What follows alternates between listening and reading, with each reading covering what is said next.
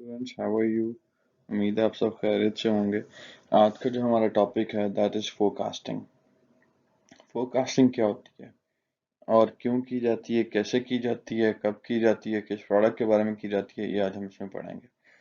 सो देखते हैं आगे। This is the outline of this chapter.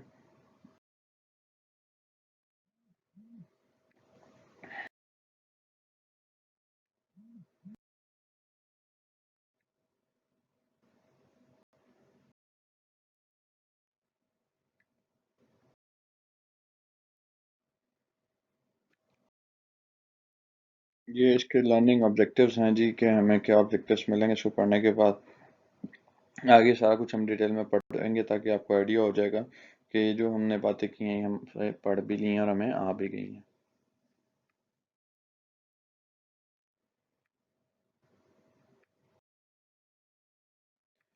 Now let's come towards the point, what is forecasting? कहते हैं जी forecasting क्या है? Forecasting is a process of predicting a future event. Basically forecasting में क्या होता है, हम फ्यूचर को प्रेडिक्ट करते हैं कि हमें इस साल या हम साल में क्या होगा और कैसे होगा। यूजुअली फोरकास्टिंग कैसे की जाती है? On the basis of experience and past data की बेस पे की जाती है। और फोरकास्टिंग डिफरेंट चीज़ों की होती है। आप प्रोडक्शन की भी करते हो, इन्वेंट्री की भी करते हो, स्टाफ की भी, पर्सोनल्स की भी, और फैसिलिटीज़ की भी की जाती है। बेसिकली हम लोग फोरकास्टिंग करते हैं अपने जब बजट्स बना रहे होते हैं नए फाइनेंशियल ईयर के, तो उसमें फोरकास्टिंग की जाती है। और इसमें डाटा के साथ साथ आपका एक्सपीरियंस भी मैटर कर रहा होता है कि आप कितना एक्सपीरियंस हो जब फोरकास्टिंग कर रहे हो और उसकी एक्यूरेसी क्या है।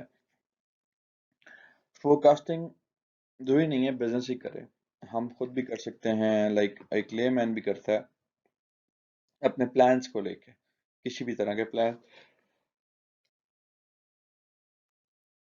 किसी भी तरह के प्लान्स होते हैं उनको लेके फोरकास्टिंग की जाती है। सो कहता है फोरकास्टिंग किन टाइम हॉराइजन्स पे की जाती है। कहता है जी इसके तीन टाइम हॉराइजन्स हैं। शॉर्ट रेंज होती है, मीडियम रेंज होती है, लॉन्ग रेंज होती है। हर रेंज के अकॉर्डिंगली आप फोरकास्टिंग टेक्निक्स डिफरेंट यूज करते हो। आपकी फोरकास्टिंग की चीजें डिफरेंट होती हैं कि आप किन चीजों में फोरकास्टिंग कर रहे हो। Let's talk about the short range forecast. कहता है शॉर्ट रेंज फोरकास्ट कौन सी होती है? Up to a year, generally less than 3 months. ऐसी चीज के बारे में फोरकास्टिंग जो कि नॉट मोर देन ईयर हो और लेस देन 3 मंथ्स हो। ठीक है। अब लेस देन 3 मंथ्स में जब ऐसी कोई चीज कर रहे होंगे उसमें हम किन चीजों की फोरकास्टिंग कर सकते हैं? कहता है जी परचेजिंग की, जॉब स्केजुलिंग की, वर्कफोर्स की लेवल्स की, जॉब असाइनमेंट्स की, प्रोडक्शन लेवल्स की। अब टेक्निकली बात की जाए तो 3 मंथ के लिए अगर हमने फोरकास्टिंग करनी है तो हम उन चीज़ों की कर सकते हैं जो शॉर्ट टर्म की हैं, जैसे प्रिक्योरमेंट है, परचेजिंग है, आपने चीज़ें खरीदनी है, आपने जॉब स्केजुलिंग करनी है कि नए प्रोजेक्ट्स मिले हैं, उन प्रोजेक्ट्स की स्केजुलिंग करनी है आपने, या आपने वर्कफोर्स लेवल्स की स्केजुलिंग करनी है कि हमें इस पार के लिए इतने लोग चाहिए, इस काम के इतने लोग चाहिए हैं, या जॉब असाइनमेंट्स की फोरकास्टिंग करनी है कि अच्छा ये प्रोजेक्ट आया हुआ है, इसको हमने 6 माह में कंप्लीट करना है और ये इसकी चीज़ें हैं, ये हमने किन किन को देनी है, कौन सा टास्क इसको डिवाइड करना है।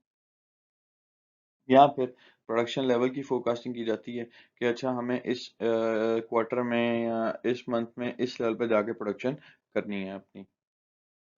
Medium range forecasting. Medium range forecasting क्या होती है? जिसका टाइम ड्यूरेशन है 3 मंथ से 3 ईयर्स तक। जब हम इस तरह की फोरकास्टिंग कर रहे होते हैं तो इनकी चीज़ें कौन सी होती हैं? Sales and production, planning and budgeting. इस लेवल जब आप ये काम कर रहे होते हो, आप प्लानिंग कर रहे होते हो सेल्स और प्रोडक्शन की, और आप बजटिंग करते हो कि अच्छा जी हमारे बजट्स ये हैं और इसमें हमने इन इन फंड्स को इन इन जगहों पे एलोकेट करना है।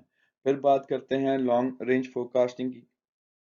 लॉन्ग रेंज फोरकास्टिंग के जो ड्यूरेशन है वो 3 ईयर्स प्लस होती है। 3 ईयर्स प्लस का मतलब है कि आप 3 साल से लेके 5-10 साल तक इसको फोकस कर सकते हो। जब हम इन चीज़ों की फोकसिंग करते हैं तो उसमें किन किन चीज़ें हो सकती हैं जो हम लॉन्ग रेंज में फोकस करते हैं? कोई नई प्रोडक्ट बनानी है आपने, कोई नई फैसिलिटी बनानी है, कोई नई लोकेशन पे जाना है, या रिसर्च एंड डेवलपमेंट पे काम करना है आपने, तो आप लॉन्ग रेंज फोरकास्ट कर सकते हो। और ये इसलिए लॉन्ग रेंज होती है क्योंकि इसका इम्पैक्ट ज़्यादा देर के लिए होता है। अगर लेट्स से आपने भी फैक्ट्री एक्सनहांस करनी है, फैक्ट्री को बड़ा करना है, तो ऑब्वियसली आप उसको फॉर 3 मंथ्स या 6 मंथ्स के लिए नहीं करोगे, या ना ही ईयर के लिए करोगे। You will be doing it for by keeping that in mind, it will be a long run plan.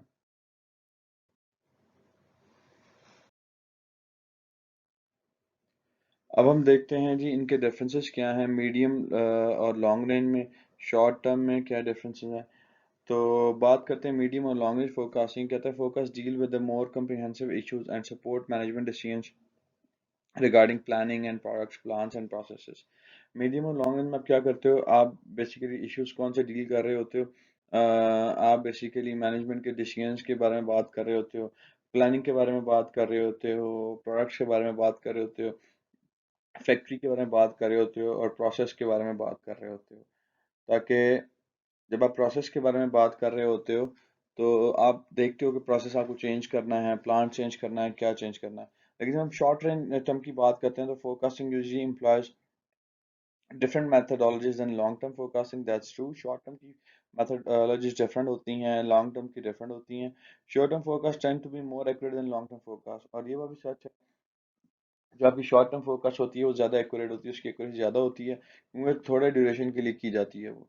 और लॉन्ग टर्म में आपकी ड्यूरेशन ज़्यादा होती है, इसीलिए उसको वैलिडेट करना, उसको एक्चुअल से कंपेयर करना भी टाइम टेकिंग एक्टिविटी है, कि जब वो इवेंट हो जाएगा फिर हम जाके उसको कंपेयर करेंगे।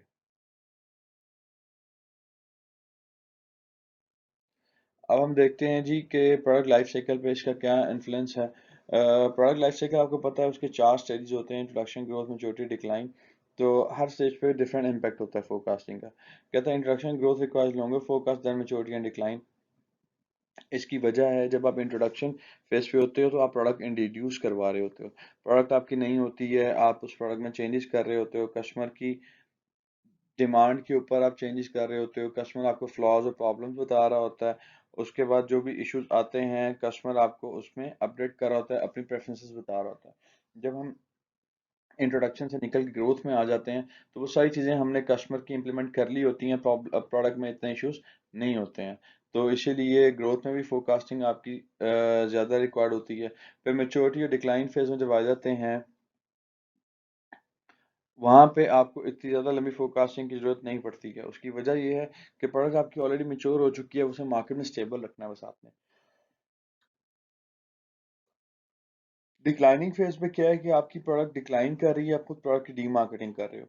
As product passes through a life cycle, focus are useful in projecting staffing level, inventory level और फैक्ट्री कैपेसिटी। तो जैसे जैसे आपकी प्रोडक्ट लाइफ साइकिल पे जाती है, फोरकास्ट जो है आपकी हेल्पफुल होती है किसमें, स्टाफिंग लेवल में, इन्वेंट्री लेवल में और फैक्ट्री कैपेसिटी में। सो अब फिर प्रोडक्ट लाइफ साइकिल की बात है कि जी हर फेज के ऊपर अकॉर्डिंगली हमें बता रहा है एग्जांपल्स के साथ कि एक प्रोडक्ट की कैसे कैसे फोरकास्टिंग होती है। ये आप हम पहले भी पढ़ चुके हैं, तो आप इसको खुद देख लीजिएगा। इंट्रोडक्शन, ग्रोथ, मैच्योरिटी उसी में बता रहा है, आपके स्ट्रेटजीज और उनके इश्यूज बता रहा है।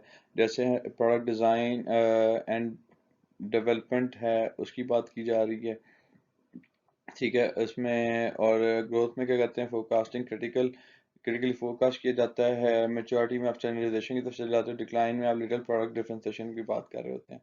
तो ये सारी चीज़ें वो हैं जो हम पहले पढ़ चुके हैं। सो अब देखते हैं टाइप्स ऑफ फोरकास्टिंग, फोरकास्ट कितने टाइप्स की है। फोरकास्ट अगर देखा जाए तो टेक्निकली 3 टाइप्स की होती है, economic forecast, technological forecast and demand forecast. अब ये बारी बारी देख लेते हैं ये क्या क्या होती हैं। Economic focus addresses the business cycle, inflation rate, money supply, housing start, etc. Economic focus में आप क्या करते हैं, बेसिकली आप बिजनेस साइकिल को एड्रेस करते हैं। आप कंट्री में इन्फ्लेशन रेट की बात करते हैं, आप मनी सप्लाई की बात करते हैं, आप हाउसिंग और उसके हाउसिंग वगैरह की बात करते हैं। अगर आसान लफ्जों में बात करें तो इकोनॉमिक फोकस क्या होती है, एनीथिंग दैट कम्स अराउंड और goes around the economy comes in this category.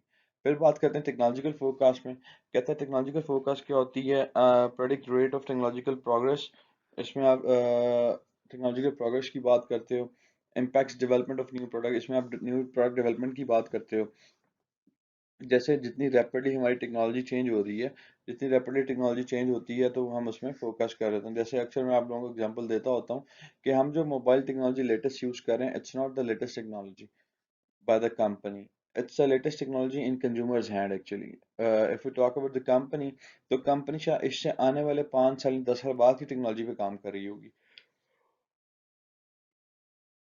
फिर बात करते हैं डिमांड फोरकास्ट की। डिमांड फोरकास्ट क्या कहता है? Predict sales of existing product and services. Basically demand forecast क्या करता है? आपकी प्रेडिक्ट करता है सेल्स को एग्जिस्टिंग प्रोडक्ट की और सर्विसेज की। फिर स्ट्रेटजिंग पॉइंट्स ऑफ फोरकास्टिंग देखते हैं क्या होती है। कहता है जी human resources hiring training laying off workers, ये भी फोरकास्टिंग का हिस्सा है। अपने ह्यूमन रिसोर्स, अगर हमने लोग हायर करने हैं नए प्रोजेक्ट के लिए, उनको ट्रेन करना है नए प्रोजेक्ट के लिए, या कुछ लोगों को ले ऑफ करना है, हमें अब जरूरत नहीं है, तो ये भी फोरकास्टिंग है। स्ट्रेटेजिक फोरकास्टिंग, हम पहले से इसको फोकस कर लेते हैं कि जी अच्छा हमें ये काम करना पड़ रहा है और इसको हमने इस तरह से मैनेज करना है। फिर अगर हम कैपेसिटी की बात करें, capacity shortages can result in undependable delivery, loss of customer, loss of market share. अब कैपेसिटी अगर आप देखें टेक्निकली, तो जो कैपेसिटी की फोरकास्टिंग है, उसकी अगर शॉर्टेज हो जाती है तो उसका रिजल्ट क्या निकलेगा? वो ऐसी लॉस होगा जो कि कस्टमर्स को भी जाएगा और मार्केट शेयर भी आप उसका खो देंगे या लॉस कर देंगे। उसकी वजह है कि अगर हमारी प्रोडक्ट की डिमांड ज़्यादा है और हमारी कैपेसिटी इतनी कम हो गई है, या हम उसको पूरा नहीं कर सकते, या प्रोडक्ट हिट हो गई है मार्केट में, हमने उसको प्लान ही नहीं किया था, तो ये हमारे लिए प्रॉब्लम बन जाएगी। फिर कहता है सप्लाई चेन मैनेजमेंट, कहता है गुड सप्लाई रिलेशन में प्राइस एडवांटेजेस। आपको सप्लाई चेन भी मैनेज करनी है, उसकी फोकसिंग करनी है कि ऐसा ना हो कि प्रोडक्ट आपकी कस्टमर में हिट हो जाए, कस्टमर उस प्रोडक्ट की डिमांड करें और इवेंचुअली हम उस प्रोडक्ट को कस्टमर तक पहुंचा ना सकें, और कस्टमर फिर इवेंचुअली दूसरी प्रोडक्ट पे शिफ्ट हो जाए। हमने उसको शिफ्ट होने से बचाना है और प्रोडक्ट की अवेलेबिलिटी रखनी है, तो इस चीज़ों को पहले से प्लान किया जाता है। सो अब 7 स्टेप्स हैं जी फोरकास्टिंग में, देखते हैं ये क्या क्या हैं। कहता है determine the use of the forecast. सबसे पहले आप देखो आप फोकस क्यों कर रहे हो, उसका यूज क्या है, उसका पर्पस क्या है। जब हम उसका यूज पर्पस पर चल जाएगा तो हमारे लिए उसको करना आसान हो जाएगा। फिर कहता है select the items to be forecasted. आप वो आइटम्स देखो कि आपने क्यों फोरकास्ट करनी है और कौन कौन सी आइटम्स है जो फोरकास्ट करनी है। फिर हम टाइम होराइजन देखते हैं उसका फोरकास्ट का क्या होगा, शॉर्ट टर्म, मीडियम है या लॉन्ग टर्म है। फिर हमें उसे फोरकास्टिंग मॉडल्स के बारे में बात करनी है कि इस पे फोरकास्टिंग मॉडल कौन कौन से इम्प्लीमेंट होंगे। फिर हमने डाटा इकट्ठा करना है, गैदर डाटा। फिर हमने उसकी फोरकास्ट करनी है। जब हमने सारा कुछ कर लेंगे, फिर वैलिडेट इम्प्लीमेंट द रिजल्ट्स करने हैं। हम अपने रिजल्ट्स को वैलिडेट करेंगे, इम्प्लीमेंट करेंगे। अगर कोई प्रॉब्लम आती है उनमें तो हम उनको फिर रीडू करेंगे और उसको ठीक करेंगे। तो इसीलिए ये 7 स्टेप्स हैं जो बड़े इंपॉर्टेंट हैं जी फोरकास्टिंग के लिए।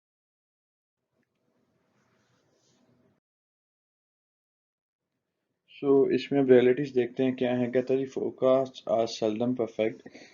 फोकस कुछ परफेक्ट होती हैं।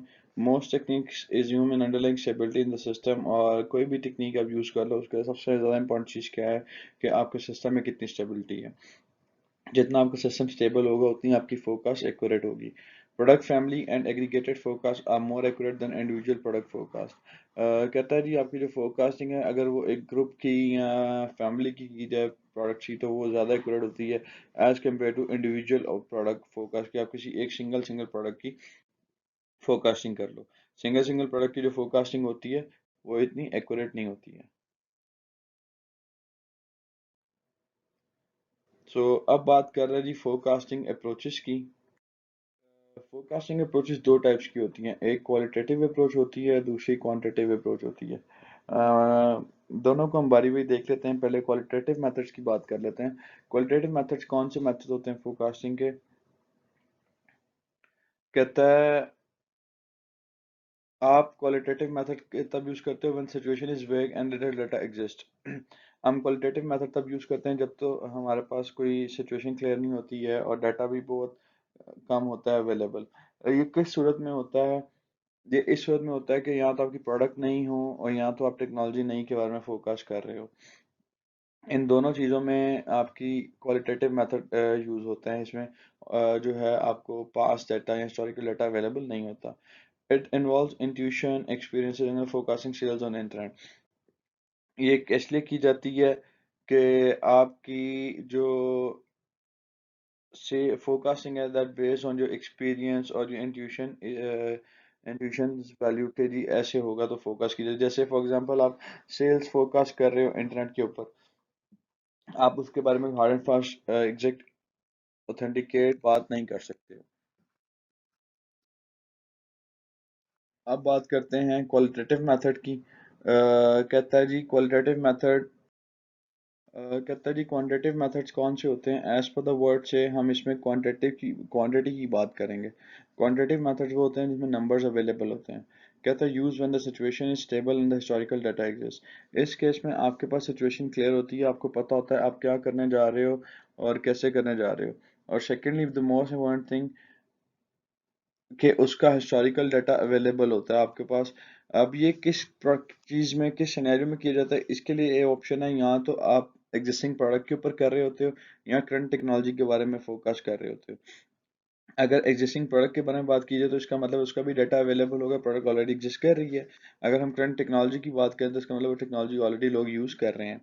So it involves mathematical techniques. इसमें अब मैथमेटिकल टेक्निक्स यूज़ की जाती हैं, प्रोसेसेस हैं, फार्मूलाज हैं, जिससे थ्रू आप फोकसिंग कर लेते हो। अब इसकी एग्जांपल हमारे पास क्या है, focusing sales for colour television. It's simple, हम कलर टेलीविजन की सेल्स को फोकस बड़ी आसानी से कर सकते हैं क्योंकि हमारे पास ये कोई नई चीज़ नहीं है और हमें पता है कि एनुअली हम कितने टेलीविजन बेच लेते हैं।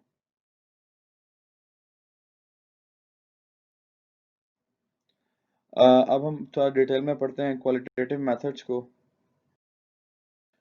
क्वालिटेटिव मेथड के फोकस करने के फर्दर चार मेथड्स हैं क्वालिटेटिव मेथड्स में, जिसके थ्रू हम फोकस करते हैं। ज्यूरी ऑफ एग्जीक्यूटिव ओपिनियन है, डेल्फी मेथड है, कंपोजिट मेथड है और कंज्यूमर मार्केट सर्वे मेथड है। अब इन चारों मेथड्स को हम तो डिटेल में पढ़ लेते हैं वन बाय वन कि ये मेथड्स क्या होते हैं और क्या हैं। ज्यूरी ऑफ एग्जीक्यूटिव ओपिनियन कहता है इसमें क्या होता है। Involve small group of high level experts and managers. Group estimate demand by working together, combine managerial experience with statistical models, relatively quick और ग्रुप थिंक डिसएडवांटेज। ये होता क्या है जी, इसमें आप small group of high level experts होते हैं और उसमें मैनेजर्स भी होते हैं जो मिलके डिसीजन कर रहे होते हैं, फोरकास्टिंग कर रहे होते हैं। ये ग्रुप ही एस्टिमेट देता है डिमांड की, इकट्ठे काम करके इकट्ठे एक पेज पे आके। फिर कहता है combine managerial experience with statistical model. आप मैनेजरियल एक्सपीरियंस और स्टैटिस्टिकल मॉडल को इकट्ठे यूज करते हो और ये थोड़ा सा इसमें फोरकास्टिंग करना आसान है और जल्दी हो जाती है, थोड़ा सा क्विक मेथड है। और इसमें सबसे बड़ा डिसएडवांटेज क्या है कि ये ग्रुप थिंक की बात है। इसमें आपको ग्रुप सारे को एक ही पेज पे आना पड़ता है। इसका मतलब है कि हम तब तक किसी कंक्लूजन में नहीं पहुंचेंगे कि जब तक सारे लोग एक ही सेम पेज पे ना आ जाएं या majority of people are not on the same page. सबको कन्विंस करना थोड़ा सा डिफिकल्ट टास्क होता है। फिर बात करता है सेल फोर्स कंपोजिट मेथड की। कहता है each sale person project his or her sales combined at district and national level. सेल्स reps know customers want and tend to be overly optimistic। अब सेल फोर्स कंपोजिट की अगर बात की जाए तो ये कैसा मेथड है। कहता है ये ऐसा मेथड है जिसमें सेल्स पर्सन जो है वो सेल्स को प्रोजेक्ट कर रहे होते हैं अपनी सेल्स को। तो इसमें सबसे बड़ा एडवांटेज ही यही है कि हमारे जो सेल्स हैं वो प्रेडिक्ट कौन कर रहा है, वो लोग जो डायरेक्टली इसको डील कर रहे हैं। क्योंकि अगर हम बात करें सेल्स की तो कंपनी के सीईओ की बजाय उस बंदे को ज़्यादा बेहतर पता होगा जो डायरेक्टली कस्टमर से इंटरेक्ट कर रहा है। जो कस्टमर से डायरेक्ट इंटरेक्ट कर रहा है वो क्या करता है, वो बेसिकली आपको एग्जैक्ट वैल्यूज और फिगर्स बता सकता है कि कस्टमर की डिमांड क्या आ रही है, कस्टमर किस तरह की प्रोडक्ट को यूज़ करता है। Combine and district and national level, अब इसको बाद में इंडिविजुअल लोगों से लेके और डिस्ट्रिक्ट और नेशनल लेवल पे कंबाइन कर लिया जाता है। ठीक है, जिससे वो एक आपकी कंप्लीट फोरकास्ट बन जाती है। क्योंकि कस्टमर की नीड्स एंड वांट्स को सबसे ज़्यादा सेल्स रिप्रेजेंटेटिव जान सकते हैं as per the understanding and knowledge as compare to the CEOs और owners and managers of the company. इसको कहा जाता है, इस मेथड के थ्रू फोकस करने को ज़्यादा ऑप्टिमिस्टिक अप्रोच है और इसमें ज़्यादा एक्यूरेट रिजल्ट आते हैं।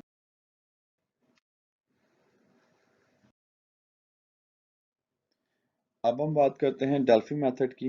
डेल्फी डेल्फी मेथड क्या होता है? कहता है जी ये अ, एक लिटरेटिव ग्रुप प्रोसेस है, continuous until consensus is reach. ये एक ग्रुप प्रोसेस है। इसमें क्या करते हैं, लोग बैठ के डिसीजन करते हैं और तब तक भी डिस्कशन करते थे जब तक किसी एक पॉइंट पे ना आ जाए।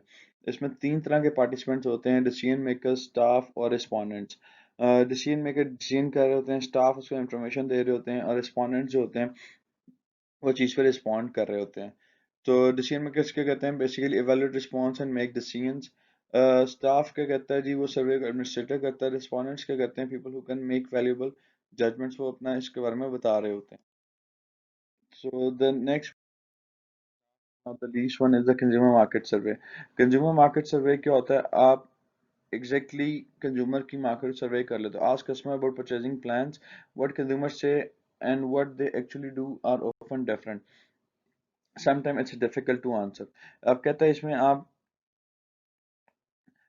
आप वैसे ही कस्टमर से डायरेक्ट पूछ लेते हो उनके परचेजिंग प्लान्स के बारे में, कि आपका परचेजिंग प्लान्स क्या है, आपकी परचेजिंग हैबिट क्या है, आप किस तरह प्रोडक्ट परचेज करोगे। तो उसमें हमें पता चलता है कि कंज्यूमर क्या कह रहा है। और वो समटाइम ऐसा भी होता है जो वो एक्चुअली कहते हैं और वो ऐसा सोचते हैं, इन दोनों में फ़र्क होता है। समटाइम्स वो सर्वे से जान छुड़ाने के लिए या बस किसी को पैम्पर्ड आंसर देने के लिए गलत बात भी कह देते हैं। Sometime it's difficult to answer. हो सकता है आप कुछ जगहों पे कस्टमर से आप ऐसी बात कर रहे हो कि वो आंसर ही ना करना चाहें, या they are shy, they are hesitant, they don't want to talk about that, they don't want to answer, they don't have time to answer actually. So अब हम बात करते हैं क्वांटिटेटिव अप्रोचेस की। जब हम क्वांटिटेटिव अप्रोचेस की बात करेंगे तो इसका मतलब है, एक चीज़ बड़ी क्लियर है हमारे पास, कि अब हम बात कर रहे हैं नंबर्स की। क्वांटिटी से निकला है नंबर्स, क्वालिटेटिव की हमने बात पहले से कर ली। तो क्वांटिटेटिव अप्रोचेस में हमारे पास दो मॉडल होते हैं, टाइम सीरीज मॉडल होता है एक, और एक एसोसिएटिव मॉडल होता है। टाइम सीरीज मॉडल में हमारे पास चार तरह के मेथड्स हैं जो हम यूज़ करते हैं, और एसोसिएटिव मॉडल में हमारे पास एक ही मेथड है जो हम यूज़ करते हैं। सो बात करते हैं टाइम सीरीज मॉडल्स की। इसमें सबसे पहले नाइव अप्रोच है, फिर मूविंग एवरेज है, फिर एक्सपोनेंशियल स्मूथिंग है, फिर ट्रेंड प्रोजेक्शन है, और एसोसिएटिव मॉडल में बात करें तो लीनियर रिग्रेशन है। अब इन सारे मेथड्स को वन बाय वन हम पढ़ लेंगे। So let's talk about the time series forecasting. पहले उसके बारे में बात कर ली जाती जाए तो बेहतर है। कहता है set of evenly spaced numerical data. Time series क्या है? कहता है जी it's evenly placed numerical data है। जैसे हम बात करते हैं ऑड नंबर्स की, 1 3 5 7 9। इवन नंबर्स की बात करें तो 2 4 6 8 10। अगर हम इवन और ऑड दोनों नंबर्स में डिफरेंस देखें तो वो इवनली प्लेस्ड डिफरेंस है। तो इसका मतलब है ये क्या हो गया, ये इवनली स्पेस्ड न्यूमेरिकल डाटा है। Obtain by observing response variable at regular time period. तो ये कहाँ से मिलता है आपको? आप जो उनका रिस्पॉन्स है उसे ऑब्जर्व करते हो रेगुलर टाइम पीरियड पे, तो आपको ये मिल रहा होता है data. Focus based only on past value, no other value variable is important. इसमें बेसिकली हम क्या करते हैं, जो फोकस करते हैं, क्योंकि हमने पहले बात की हम क्वांटिटेटिव मेथड पढ़ रहे हैं, तो इसका मतलब है हम जो भी बात करेंगे पास्ट डाटा के ऊपर होगी, और इसमें और कोई वेरिएबल इतना इंपॉर्टेंट नहीं होगा। Assume the factor influencing past and present will continue the influence in future. जैसे कहा जाता है सिंपल के वो चीज़ जो कि पास्ट में अफेक्ट कर रही थी प्रेजेंट में भी कर रही है, तो इसका मतलब है फ्यूचर में भी वही चीज़ अफेक्ट करेगी बिजनेस को या सेल्स को।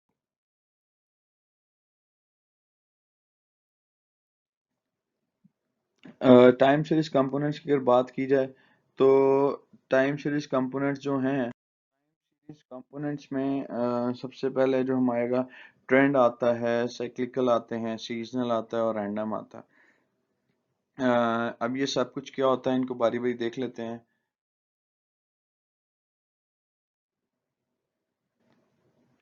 सो अब आगे फर्दर देखते हैं जी, हमारे पास जो कंपोनेंट्स ऑफ डिमांड है वो क्या क्या हैं और किस तरह से हैं। ट्रेंड की अगर बात, ट्रेंड कंपोनेंट कहता है प्रेजेंट ओवरऑल अपवर्ड और डाउनवर्ड पैटर्न होते हैं। Changes due to population, technology, age और culture, typically several years duration. कोई भी ट्रेंड हो, आप ट्रेंड से देखो, जैसे फैशन का ट्रेंड होता है फिर वो बार बार रिपीट हो रहा होता है, ठीक है, इसमें अपवर्ड और डाउनवर्ड डायरेक्शंस होती हैं। और ये बेसिकली ट्रेंड चेंज होता है पॉपुलेशन पे, टेक्नोलॉजी पे और एज कल्चर पे। इसकी ड्यूरेशन जो है सेवल ड्यूरेशन इसकी क्या है, ये सेवल ईयर्स पे होता है। ये ऐसा नहीं है कि ट्रेंड आया फिर चला गया फिर फौरन ही दोबारा आ गया। एक ट्रेंड आता है वो जाता है 5-10 साल बाद वो दोबारा रिपीट हो रहा होता है। सीजनल कंपोनेंट की जब बात की, सीजन क्या होता है, जैसे कि वी हैव 4 सीजन्स, गर्मियाँ, सर्दियाँ, समर्स आते हैं, फिर ऑटम आता है। तो ये हर चीज़ का सीज़न होता है, जैसे फ्रूट्स का सीज़न होता है, गंदम का सीज़न होता है। विंटर आता है तो we need warm cloth, summer आता है वी नीड लाइट क्लोथ्स। तो इस तरह हर चीज़ का सीज़न होता है। कहते हैं regular pattern of up and down fluctuations होते हैं इसमें। ऑब्वियसली सीजन का पैटर्न रेगुलर होता है due to weather, customs etcetera, occurs within a single year. और एक सीज़न जो है एक साल में एक दफ़ा आता है, जैसे कि week, month, day, year, week, इनके पीरियड्स डिफरेंट होते हैं। और जैसे अगर सीजन की बात की जाए, जैसे हम लोग कैलेंडर ईयर 31 दिसंबर को क्लोज करते हैं, फाइनेंशियल ईयर 30 जून को क्लोज किया जाता है।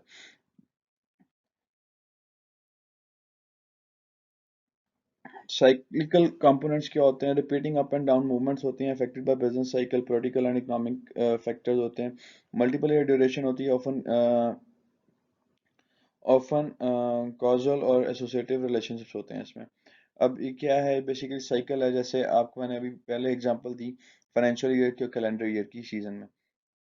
इसी तरह आप अगर देखोगे एक बिजनेस साइकिल कंप्लीट होता है, आपकी जैसे एज है, आप हर अगले साल एक साल आपकी उम्र बढ़ जाती है। तो वो एक साइकिल है। द मोमेंट वो use completed your cycle you added one to the total number. इसमें repeating ups and down movements आते रहते हैं। फिर रैंडम कंपोनेंट्स की बात की जाए तो that is a random thing, erratic unsystematic residual fluctuations होते हैं इसमें। इसमें बेसिकली फ्लक्चुएशंस जो हैं वो किसी भी तरह के हो सकते हैं, अनसिस्टमैटिक होता है, रेजिडुअल होते हैं, कोई बहुत ज़्यादा ऊपर चला जाता है, कोई बहुत ज़्यादा नीचे चला जाता है वैल्यू। तो इस तरह से काम चलता है, जैसे ईसीजी होती है, उसमें कोई फिक्स पैटर्न से काम नहीं चल रहा होता। कहता है ड्यू टू रैंडम वेरिएशन और अनफोर्सीन इवेंट्स। अब ये कैसे आते हैं रैंडम कंपोनेंट्स, बेसिकली आपके अनफोर्सीन इवेंट्स आ सकते हैं इसमें, ठीक है, और रैंडम वेरिएशंस आते हैं इसमें, ठीक है, short duration and non repeating इसके लूप्स होते हैं। इसकी ड्यूरेशन भी शॉर्ट होती है और इसके जो एंड्स हैं वो रिपीट भी नहीं हो रहे होते। सो अब आते हैं हम क्वालिटेटिव फोरकास्टिंग मेथड में अप्रोचेस की तरफ। नाइव अप्रोच सबसे पहले ये हमारी उसकी बात करते हैं। कहता है जी, नाइव अप्रोच क्या होती है, assume demand in next period the same as demand the most recent period. तो कहता है जी, नाइव अप्रोच एज्यूम करती है कि जो डिमांड आपकी प्रीवियस ईयर में थी या प्रीवियस मंथ में थी, नेक्स्ट मंथ या ईयर में भी वही डिमांड रहने वाली है। For example, if the sales of January sales was 68, then the February sales will be 68 as well. Sometimes it's a cost effective and efficient. ये cost effective efficient method है और can be a good starting point. अगर आपका business नया है, आपने initially छोटे setup से स्टार्ट किया है, तो naive approach will be a best approach for you to do forecasting. Next is a moving average method. आप लोगों ने एंटर में या बैचलर्स में स्टार्टिंग में पढ़ा होगा स्टैट्स में, arithmetic mean, geometric mean, average mean, median mode के बारे में।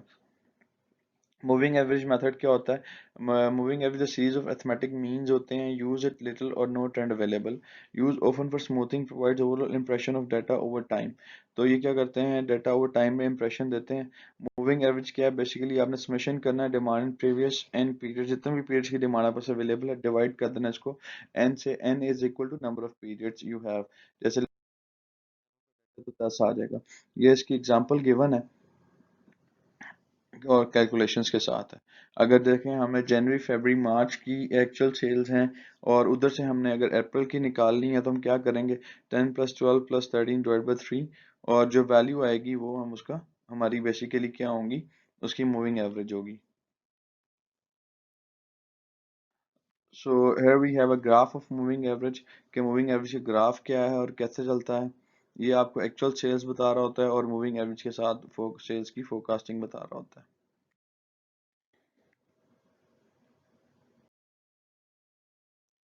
सो the next one is weighted moving average.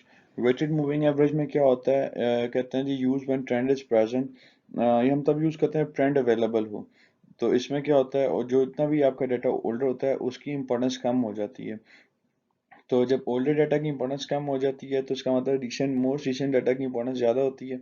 तो उसको हम क्या करते हैं, बेसिकली रिसेंट डाटा को वेट्स असाइन कर देते हैं। Weight based on experience and intuition की बेस पे करते हैं।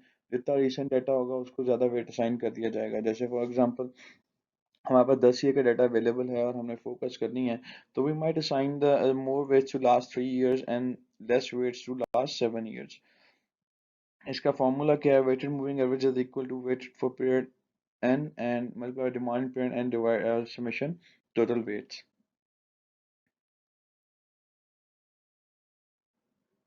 ये इसकी एग्जांपल है, weighted applied 3 to 1 last month, 2 months ago, 3 months ago। Sum of weights कितना आ गया, 6 आ गया हमारे पास। अब इसी में 3 months मूविंग एवरेज वैसे निकाल लेंगे। तो जो भी आपका आंसर, जैसे पहले मूविंग एवरेज निकाली इसको 6 से डिवाइड कर देंगे तो आपके पास एक्चुअल फोरकास्ट आ जाएगी। सो अब वो कहता है कि what are the potential problems with the moving average method में क्या है। Increasing and smooth the forecast but make it sensitive to change. आप जितना भी एन की वैल्यू बढ़ाते जाओगे तो उसका रिजल्ट क्या आएगा, आपकी जो फोरकास्ट है वो इतनी चेंज नहीं होगी, क्योंकि जितना डिनोमिनेटर की वैल्यू बढ़ाएंगे तो चेंज बड़ी नॉमिनल सी हो जाएगी और वो हमें फिर नज़र भी नहीं आएगी। जैसे 0.0000 0.00001 आ गया, अगर इसमें चेंज आया 0.00001 आ गया, तो ये इतनी माइनर सी चेंज है जो नोटिसेबल नहीं है।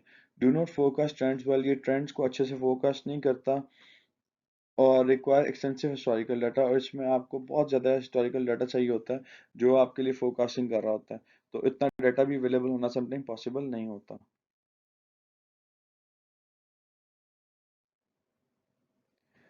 ये उसका ग्राफ है हमारे पास, बता रहा है आपको एक्चुअल सेल्स क्या हैं और मूविंग एवरेज से सेल्स आपकी क्या है और वेटेड मूविंग एवरेज से सेल क्या है। अगर देखा जाए तो वेटेड मूविंग एवरेज से जो सेल्स आ रही हैं they are more close towards the actual sales. तो इसका मतलब है इसमें कुछ बेहतरी आ रही है।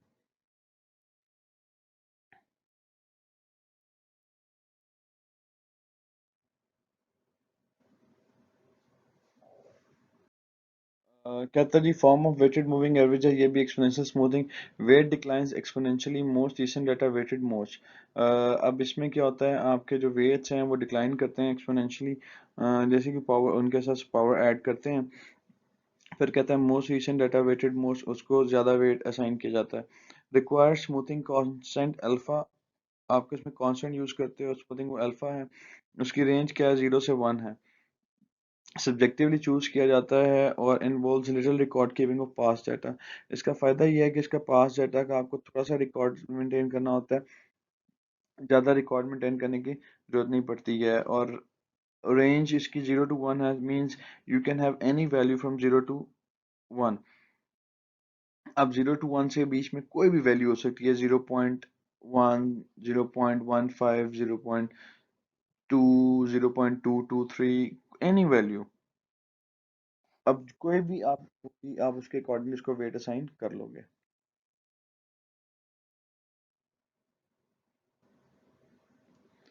अब एक्सपोनेंशियल स्मूथिंग देखते हैं जी, हम इसे कैलकुलेट कैसे करते हैं। कहता है जी new forecast is equal to last period forecast plus alpha multiply by last period actual demand minus last period forecast. उससे आपको क्या निकल आएगा, न्यू फोरकास्ट निकल आएगी। सो अब वो उसका फार्मूला है F T is equal to F T minus one plus alpha into A T minus one minus F T minus one. F T is the new forecast, ft minus 1 is the previous forecast, alpha is the smoothing constant, at minus 1 is the actual demand of the last year, and minus ft minus 1 is the last period forecast। जब आप ये कर लोगे आपके पास actual forecast की value आ जाएगी।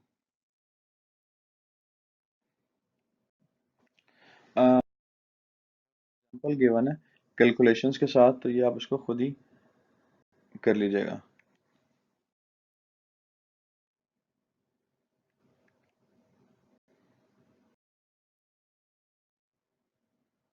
ये उसके इफेक्ट्स बताए हुए हैं उन्होंने कुछ हमें।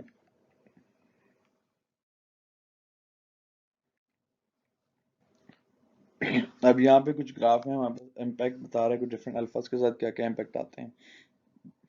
ये एक्चुअल डिमांड है, और देखें जितना वेट ज़्यादा साइन किया वो उतनी एक्चुअल डिमांड की करीब वैल्यूज हैं। Alpha when underlying average is likely to change. Choosing low value of alpha when underlying average is stable.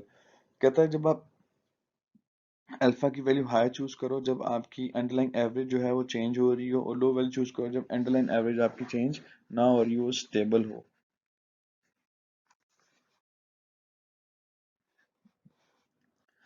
Choosing alpha की बात करते हैं। कहता है the objective is to obtain the most accurate forecast no matter the technique is. Basically हमारा purpose क्या होता है कि हम लोग फोरकास्ट जो है वो बहुत एक्यूरेट ले लें, और टेक्निक कोई सी भी यूज हो और एक्यूरेसी हमारी ज़्यादा होनी चाहिए। We generally do this by selecting the model that give us the lowest forecast error।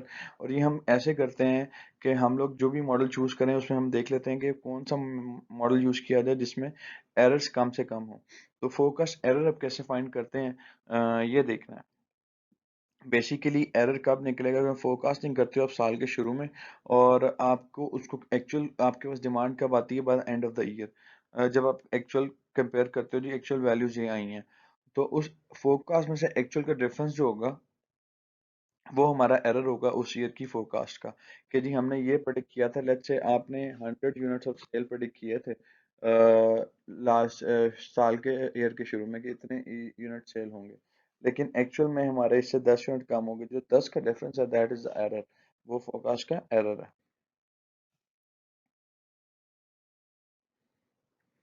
अब देखते हैं कॉमन मेजर ऑफ एरर्स कौन कौन से हैं हमारे पास। तीन टाइप्स के एरर होते हैं, हम सिर्फ ये पढ़ेंगे।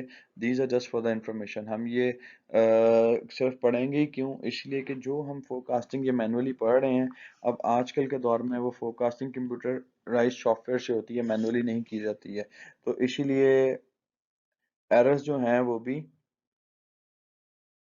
कंप्यूटर खुद ही कैलकुलेट करता है।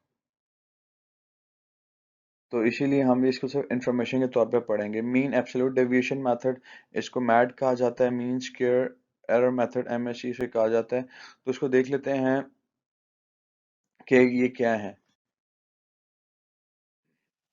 So mean absolute deviation method जो है वो क्या है जी, actual minus forecast divide by N. Summation आप निकालोगे एक्चुअल और माइनस फोरकास्टेड का, उसे नंबर ऑफ जितने भी आपके पास एंट्रीज उस पर डिवाइड कर दोगे, जितनी भी वैल्यूज हैं वो आपका मीन एब्सोल्यूट डेविएशन आ जाएगी।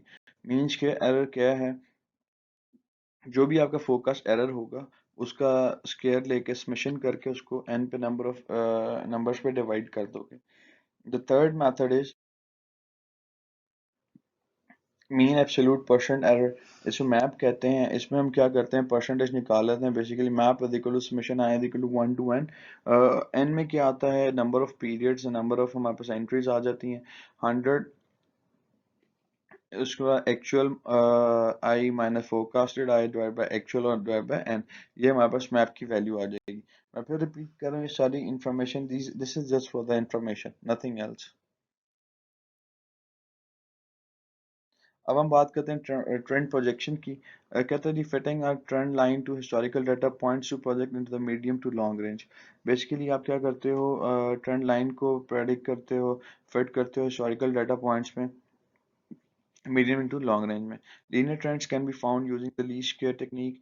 आप लीनियर इक्वेशन हमने पढ़ी होगी, Y cap is equal to A plus B X. इसमें क्या होता है, एक आपके पास इंडिपेंडेंट वेरिएबल होता है और आपके पास एक डिपेंडेंट वेरिएबल होता है, उसको लीनियर इक्वेशन बोलते हैं। तो इसमें वाई हैव क्या है, computed value of the variable to be predicted. ये डिपेंडेंट है, a is equal to Y axis intercept है, b is equal to slope of regression line है, x is independent variable.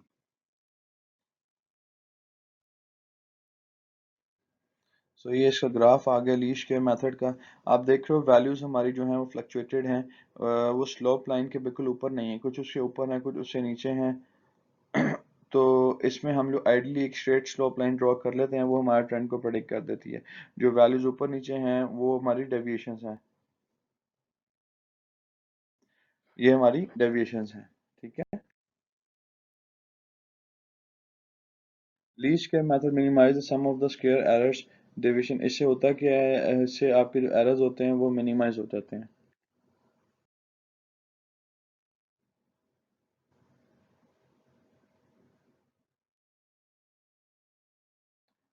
Least square method क्या है, equation two calculate the regression variables. अब इसमें कैसे calculate करेंगे? अब इसमें हमारे पास वाई कैप तो हमने फाइंड करना है ए प्लस बी एक्स। इसमें हम ए और बी की वैल्यू कैसे फाइंड करेंगे वो देख लेते हैं। ये आपने स्टैट्स में पढ़ा होगा, तो इसको देखते हैं जी। B is equal to summation x y minus n into x bar minus y bar divide by summation x square में माइनस एन एक्स बार का स्क्वायर। सो ए की वैल्यू हम कैसे फाइंड करेंगे? A is equal to y bar minus b into x bar. जब a और B की मेरे पास वैल्यूज आ जाएंगी तो हम वो रिग्रेशन लाइन में या लीनियर इक्वेशन में डालेंगे, तो इवेंचुअली क्या होगा, हमारे पास वाई कैप की वैल्यू आ जाएगी।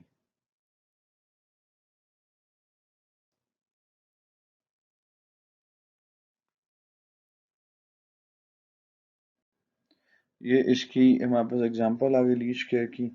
ये वैल्यूज फाइंड की हुई हैं, ठीक है।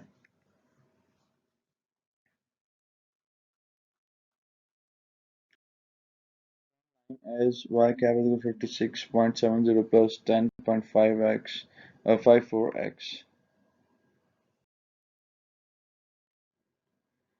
ये इसकी एग्जांपल है।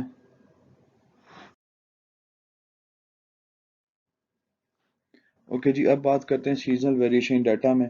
सीजनल वेरिएशन कैसे आती है? कहते हैं the multiplicative seasonal model can adjust trend data for seasonal variation demand. Basically जो आपकी सीजनल वेरिएशन आती है, ये ट्रेंड क्या करता है, उसको एडजस्ट करता है। जैसे फॉर इंस्टेंस विंटर आ गया तो इसमें कुछ चीज़ों की डिमांड बहुत बढ़ जाएगी, कुछ चीज़ों की डिमांड बहुत कम हो जाएगी। डिमांड ख़त्म नहीं होगी, रहेगी, पर वो कम हो जाएगी, ठीक है ना। सो वो सीजनल वेरिएशन होती है डाटा में।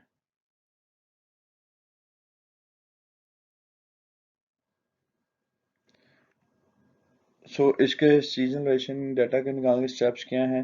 Find average historical demand for each season, compute the average demand overall seasons, compute the season index for each season, estimate next year total demand, divide this estimate of total demand by the number of seasons, then multiply it by the seasonal index of the for that season।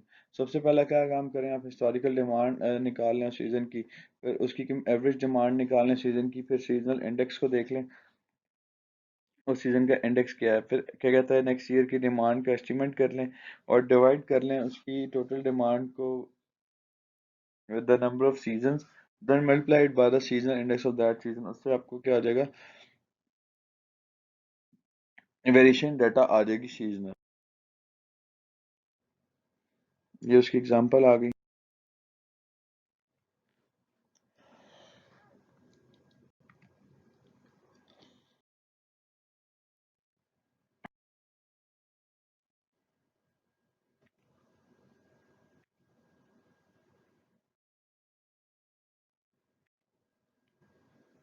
ये graphical chart है seasonal index का। इसमें आपकी 2005, 6, 7 की demand है और 8 की forecast है।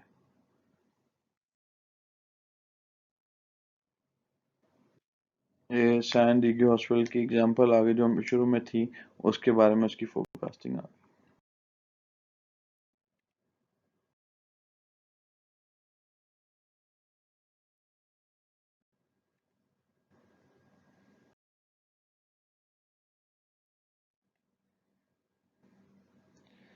अब हम बात करते हैं एसोसिएटिव फोरकास्टिंग की।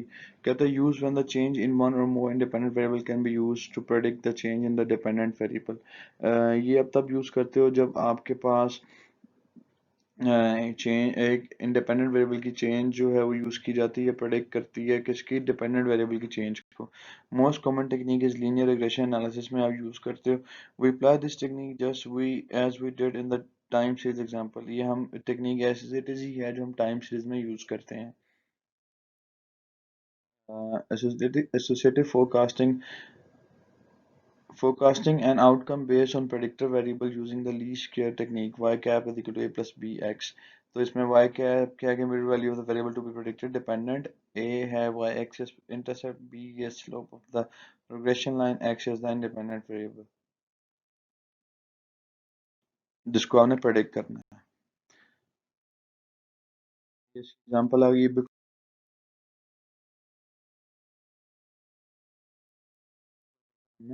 टाइम सीरीज में।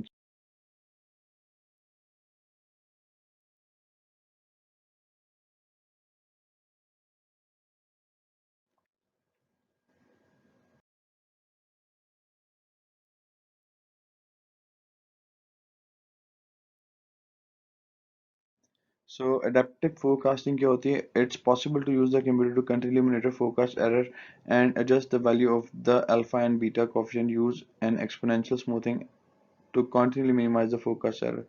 This technique is called the adaptive forecasting. जब आप मैनुअली करते हो आप सिर्फ एक कॉन्स्टेंट यूज करते हो, जब कंप्यूटर खुद कर रहा होता है और फोरकास्ट को ज़्यादा एक्यूरेट करने के लिए वो दो कॉन्स्टेंट यूज करता है, अल्फा और बीटा, और उनको खुद ही एडजस्ट कर रहा होता है according to the requirement. Focus forecasting क्या है जी? Develop at the mac and hardware supply focus forecasting based on two principles. Sophisticated forecast models are not always better than simple ones। वो कहता है जी जो आपके sophisticated एक बहुत well planned models होते हैं वो जरूरी नहीं है हमेशा आपके simple model से बेहतर हों।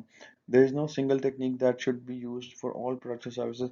और ये बात भी ठीक है, forecasting की कोई एक single technique नहीं है जो आप सब पे यूज कर रहे होते हो कि आपको जी ये हम स्पॉन्टेनियसली सारी प्रोडक्ट और सर्विसेज पे एक ही तरह की टेक्निक इम्प्लीमेंट कर देंगे। हर प्रोडक्ट की हर सर्विस की टेक्निक डिफरेंट होगी, उसकी नेचर डिफरेंट होगी। This approach uses historical data to test the multiple forecasting models for individual items. इसमें आपको हिस्टोरिकल डाटा चाहिए होता है डिफरेंट फोरकास्टिंग मॉडल्स को जूम करने के लिए डिफरेंट आइटम्स के। The forecasting model with the lowest error is then used to forecast the next demand। और वो मॉडल आप यूज करते हो जिसकी डिमांड सबसे कम होती है, लोएस्ट मॉडल होता है नेक्स्ट डिमांड को कैलकुलेट करने के लिए।